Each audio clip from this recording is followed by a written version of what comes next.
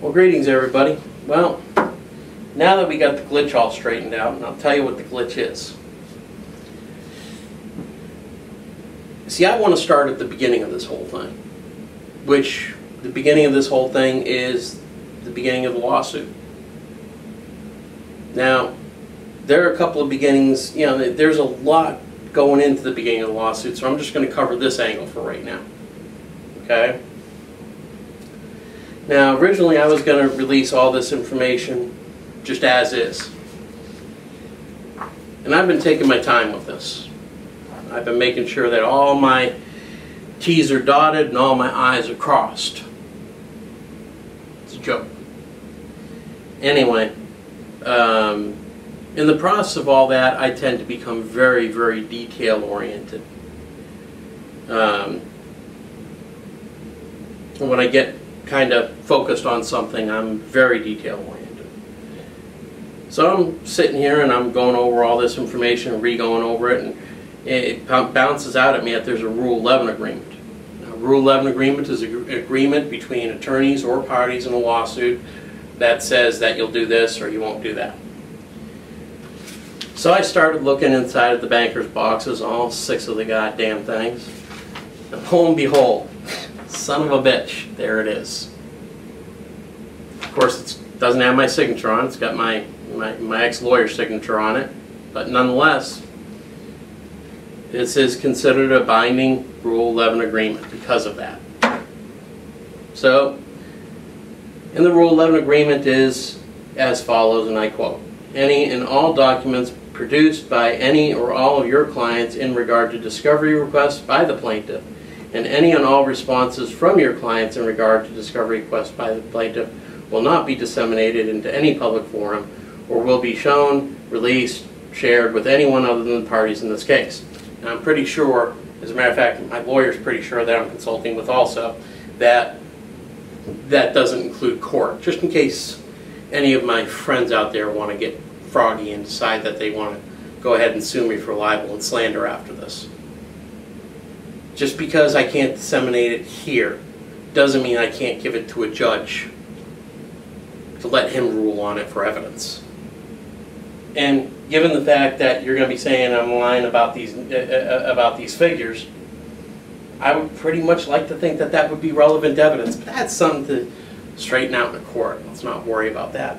The point is that I have redacted all of the responses.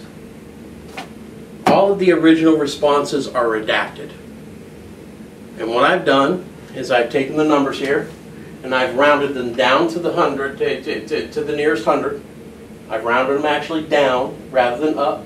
Could have been a jerk and rounded them up. Made it look more dramatic, but no. Me being the nice guy that I am, rounded them down. These are not the exact numbers as far as the numbers go. The averages of the percentages, those are dead square on. 91%, 4%, 5%. All those percentages are dead on. The numbers have been worked based on the percentages and the rounded down total tests. What I've done is I've taken the biggest group of sex offender providers that has the most tests during this period of time, which was represented by Wenson Zaffarelli. How you doing, Glennis? Anyway, and well, I mean, when I round it down, it turns up to about 600 tests total. Okay, and then I worked it all from there. Now,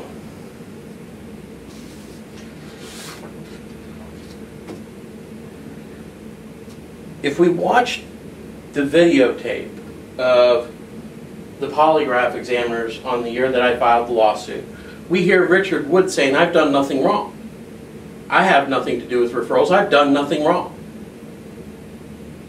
And then he tells me how he knows all about capitalism and that I know nothing about capitalism, etc., etc.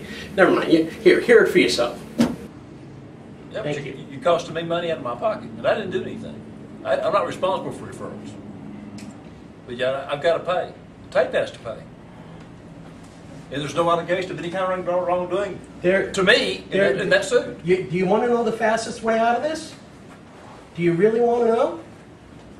What can I do? Make out an affidavit stating that you recognize that Jepcot is the only approved polygraph examiner list, and that anyone who is Jepcot certified can run a post-conviction sex offender test. Well, I'm not going to do that. Well, then that tells me that you're wanting just to protect somebody. You know, if people want to come to you, if you offer a good service at a good price, people aren't going to give a rat's ass about me. They're going to come to you. I've never sued anybody. This is just called, trying this to build is, a polygraph business by suing and someone. I'm just trying to build a polygraph By suing people? That's how you do it? Maybe you No, need to come I'm Saturday suing morning. to have a free market. Maybe you've heard of it. It's called capitalism. That's what. Yeah, obviously, you don't know much about it. No, I do know a lot about it. On the big line, right there at the top of the approved Tarrant County polygraph approved list, it says the probationer may have the right to choose. He does. I don't have to choose. I don't make any choice about who the referral's made to, because it's costing me money. So what I'm going to do is I'm going to take what he has said and I'm going to systematically tear it apart. I'm going to systematically cut it up like a Thanksgiving Day turkey. Because when I'm done here, Richard Wood's going to be it's going to be a pretty hard sell saying, I didn't know anything about this. It's going to be a real hard sell. And you know what? The person you're going to have to, the people you're going to have to sell it the most to ain't going to be me, I think. Because there's a reason why they didn't want these numbers to get out, boys and girls. And you're going to see why in just a little bit. It's going to be very clear why Richard Wood and Associates didn't want these numbers out. So let's get started, shall we? Here is the polygraph, the approved polygraph examiners list for Tarrant County probation during this period of time. It's Exhibit A on my original petition. We got Richard Wood and Associates, behavioral measures, Michael Shamiris, Raymond Lee, John Schwartz, Don Marsh, myself, and Mike Barr. So, and right here it says you can select your provider from the choice below, which means that the polygraph examinees had a right to choose their own polygraph examiner. Right there, black and white.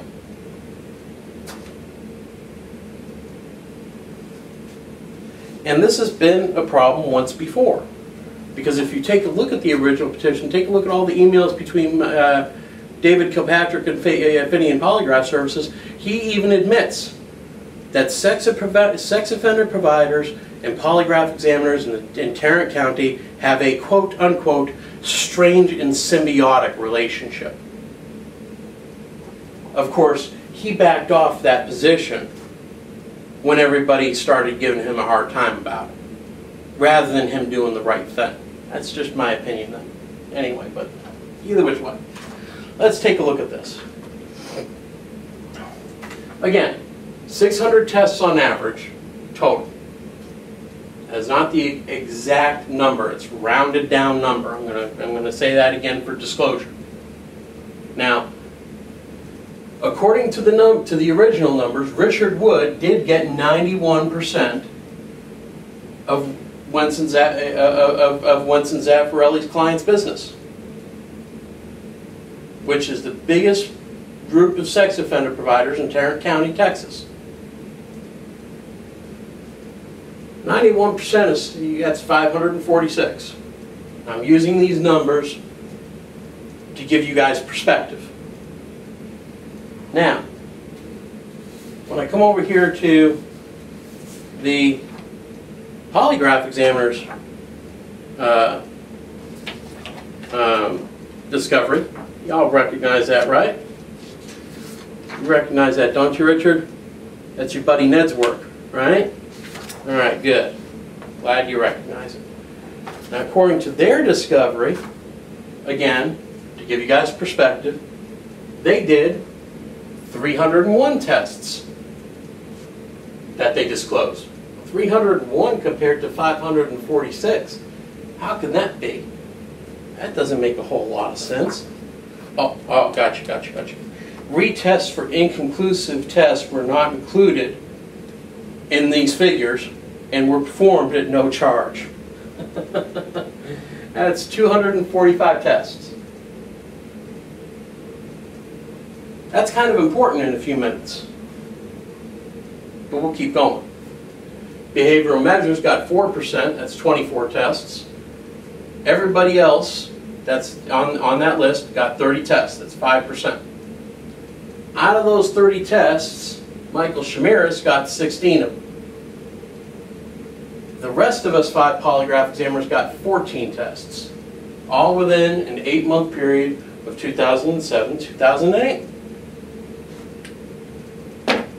Well, this seems really lopsided, doesn't it? Richard Wood, 91%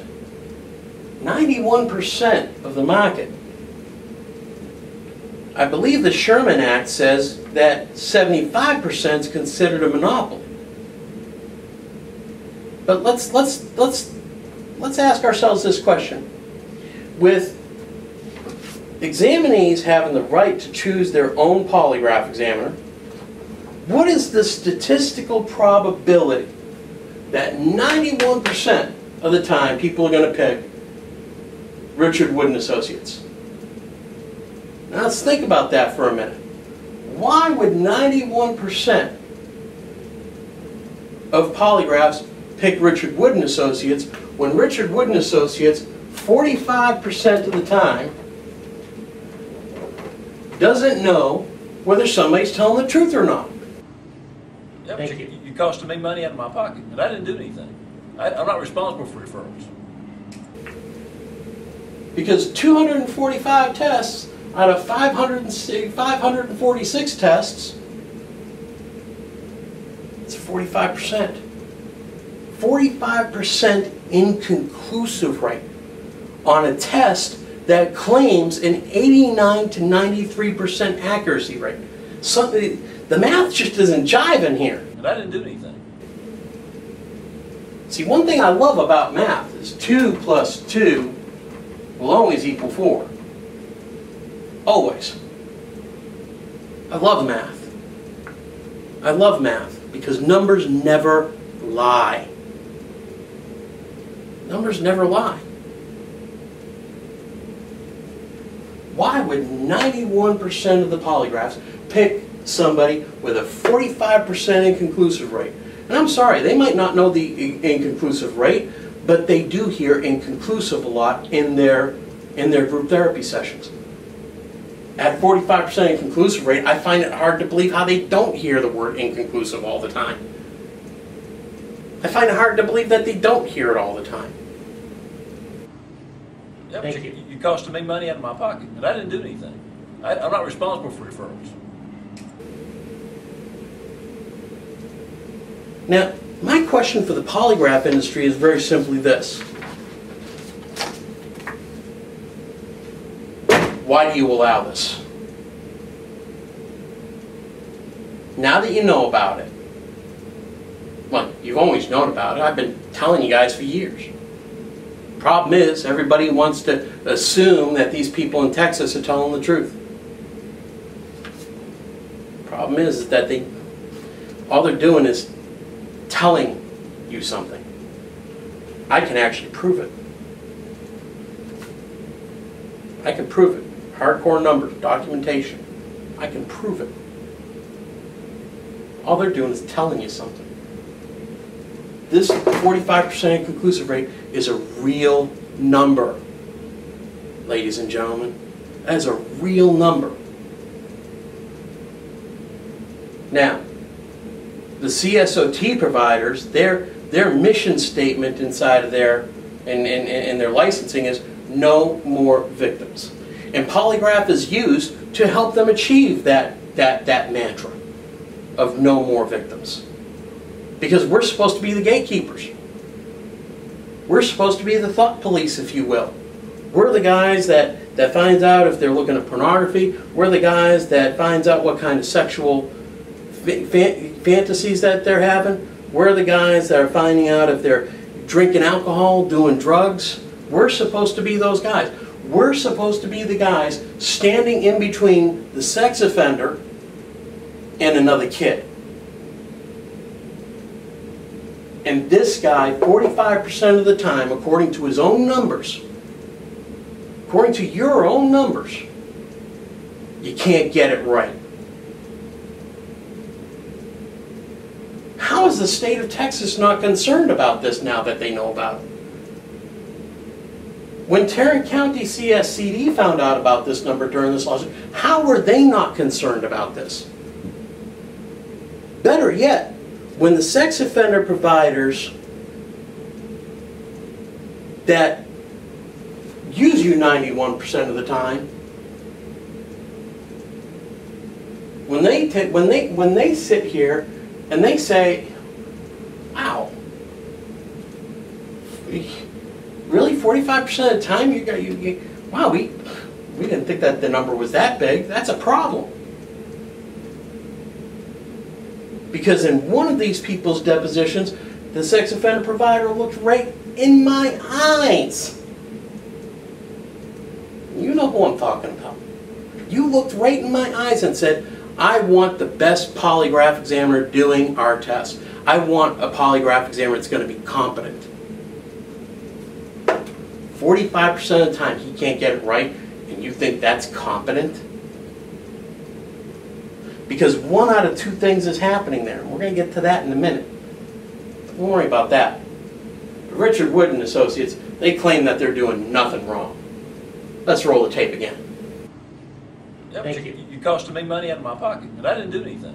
I'm not responsible for referrals. Wow.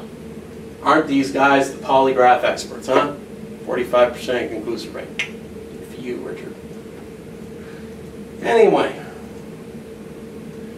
So here we go. There are the totals. Now let's look a little bit deeper into this. Let's delve just a little bit deeper. Because they're the numbers. They're undeniable. They're irrefutable. The numbers are undeniable and irrefutable. Something's going on here. Something's happening here. Something ain't right in China. How can we let this go by? Doesn't make sense. Now, a lot of people out there, a lot of polygraph examiners are saying that I'm trying to discredit the polygraph industry. Wrong. I'm not trying to discredit the polygraph industry. I'm trying to point something out that's wrong in the polygraph industry. Not only am I trying to point out something that's wrong, this is all evidence I should have presented years ago. Years ago at my tape ethics committee hearing, but I was denied that opportunity. And I fully believe that what I'm fixing to go over right now is the reason why I was denied that opportunity.